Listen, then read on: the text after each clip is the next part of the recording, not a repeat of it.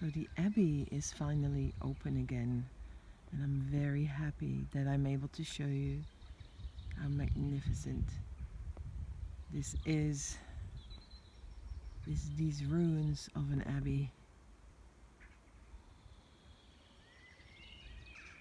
So I'm just gonna give you a little tour, telling you a little bit about some history and myths connected. Yeah, let's see where that gets us. So this abbey, well, let's go back in time. So the church just started to be really built, and also this abbey in the 7th century. That's when Christianity really started to get a hold of Britain. Before that, obviously, it was already building up, and the Romans had also been here before. Yeah, but legend goes that one of the first churches was actually built here. And don't think about a stone building, just think about something very simple. And when that was exactly, and if that was, we do not know. It is, however, connected to a legend that is about one of Jesus, his disciples or followers, or even uncle, who came to Glastonbury about 60 after Christ. And legend goes that he got out, it was still surrounded by water around here. He got out near Burial Hill and he climbed up Burial Hill, and then he planted his stuff, and he and outgrew a beautiful thorn tree. Now this thorn tree has always been a really important symbol in Glastonbury. Unfortunately, that one that we still had, not from that time, but on Burial Hill, which is a pilgrimage place, a beautiful pilgrimage place, has been destroyed. There is another one. There's actually a few ones in town, so I'm just going to take you to see one of the existing thorn trees so that you know what I'm talking about.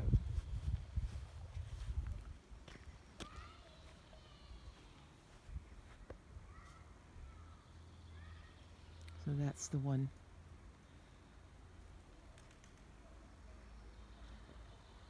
And I think the Chalice Well has one. Anyway, to go back to the Abbey. So the first parts of this Abbey were probably built around the 7th century. And then later on, it just became bigger and bigger. Like in the 10th century, it was really big. Now, if you see these buildings here, and you see the ruins there, that was all connected as one building. So just imagine how big that was. And because this was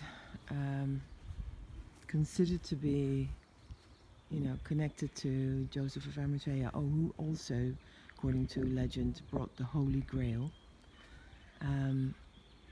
many pilgrims came here. And this was kind of the Jerusalem of Britain.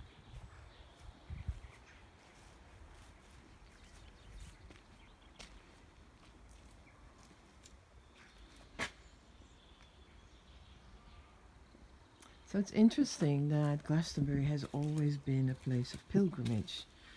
First it was the Celts, and then the Christians, and now it's everybody. Because this place simply attracts people to come here and find their own holy grail. That's basically what the intention is. So this is the crypt in the St. Mary's Lady Chapel. And underneath that altar, they say that that is the spot where the first church was built. Now we don't know. But what I can tell you, that this place has a very strong energy. And also we are standing on a ley line now that connects this place to the tour.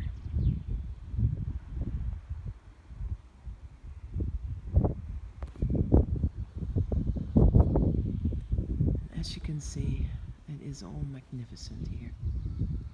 And the walls of the Abbey were painted, they were decorated. And there's a little picture of what they think it was like. Here we go. Beautiful, huh?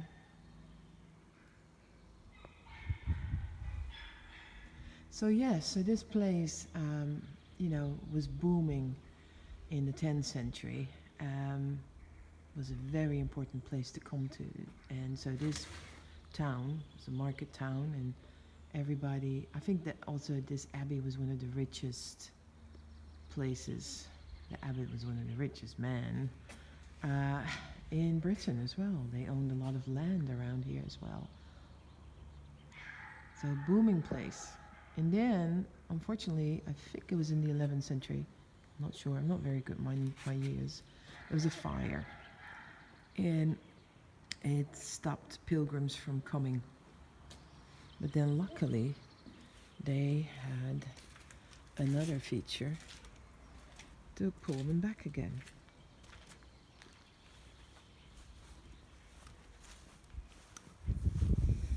And that was connected to an important legend.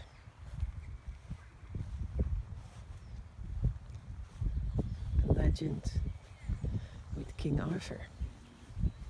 The Avalon legends. The Avalon that is so connected to Glastonbury.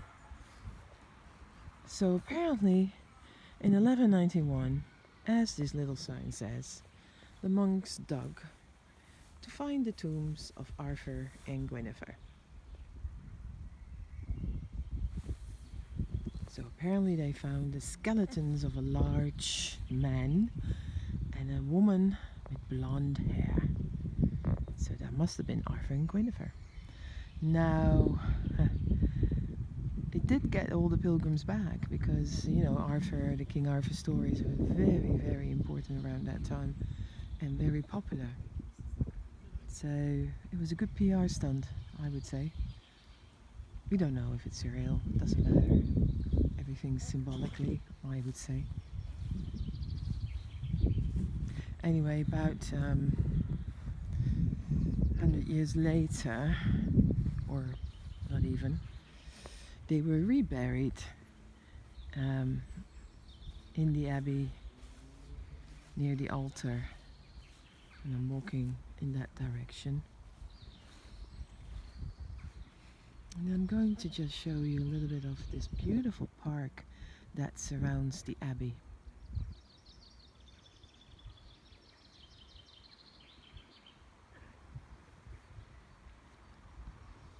Some magnificent trees, and it's a beautiful place just to come and walk here. And that building is the abbot's kitchen. That was where all the food was prepared for the guests of the abbot. And then you probably see the remains of some stones, and so everything, there were all kinds of buildings here as well.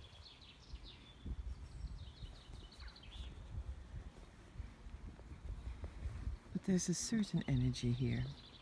Nobody can deny it when you walk in this place. And the Abbey does some lovely things to organize events, some Shakespeare plays in the ruins. There's the big concert called the Extravaganza, organized as a thank you from the Glastonbury Festival every year here in August, although you do have to pay for it. And some well-known artists will come here to perform. So here you see what is left from the big pillars they used to have to hold up the roof. Of course, there's no roof now.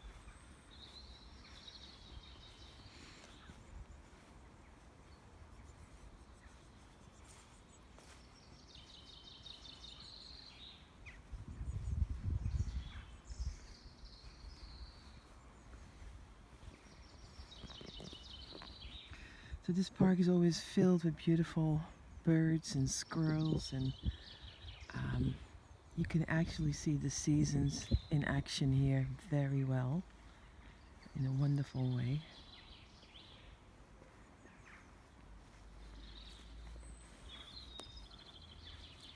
So it's now Beltane time, so coming up to solstice later this month. So everything's fully in bloom. Leaves are all out. Beautiful.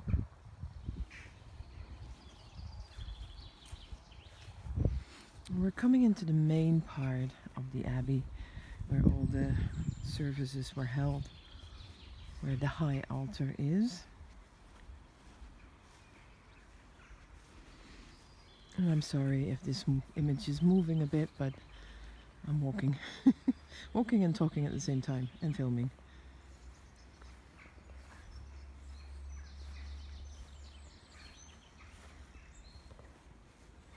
So here we are in the main part,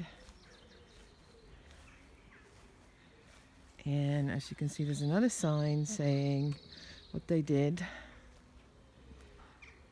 in 1278. So they reburied King Arthur and Guinevere, and they had the presence of King Edward I and Queen Eleanor. So there was a tomb, it survived, but they actually never found the bodies again.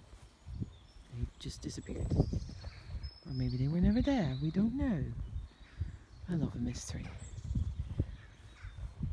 And there's the high altar. And behind you, behind that big house is called the Abbey House.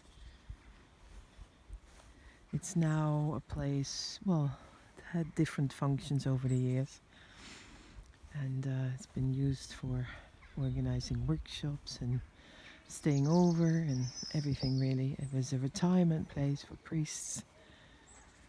Yeah. And so this abbey was destroyed in, when was it? 1539, and we all know what happened then. It was King Henry VIII who wanted to divorce his first wife and marry Anne Boleyn, and he needed to have the permission of the Pope, which didn't happen. So he started he started his own Church of England, which nowadays still exists, and he was the head of it. And of course there were a lot of abts and vicars who did not agree, and because also this was one of the most powerful Christian sites in the UK, it had to be destroyed. So it was destroyed, and the abt was hung on the Tor and quartered. Not a nice story, but that was the way it was, to set an example. So yeah, must have worked, because we still have the Church of England. Anyway, I hope you enjoyed this video of the Abbey. It's a beautiful place. I suggest you really visit when you come down to Glastonbury. And thank you for your attention.